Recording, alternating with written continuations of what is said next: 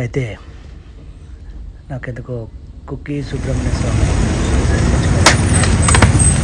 ఇక్కడ వస్తే water fall వెనకాల అలా ఇక్కడ నైట్ ఒక 7 o'clock హైదరాబాద్ నుంచి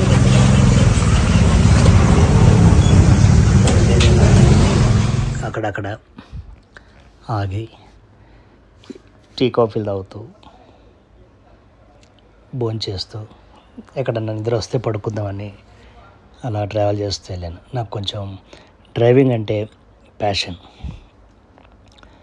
లాస్ట్ 4 years బ్యాక్ ఇలాగే దసరా టైంలో హైదరాబాద్ నుంచి డార్జిలింగ్ అంటే కలకత్తా వెళ్ళాను. ఫస్ట్ కలకత్తా వెళ్ళి దర్శనం చేసుకోవాలనుకున్నాను.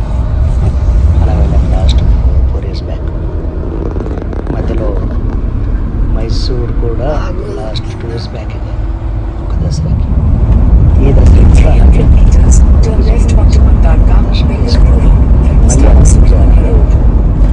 అటు మైసూర్ వెళ్ళి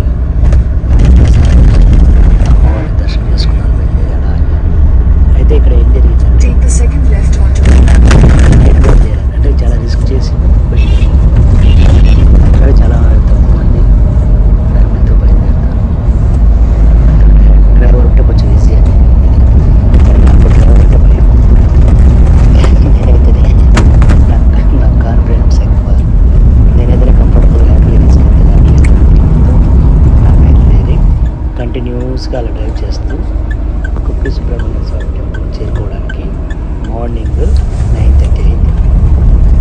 ఈ మధ్యలో జస్ట్ ఓన్లీ ఏంటంటే అలా టీ కాఫీ కోసం ఆగుతూ మాత్రమే అలా ట్రై చేసుకుంటే ఎక్కడ పడుకుందాం ట్రై చేశాను. నిద్ర రావట్లేదు. సరే వద్దని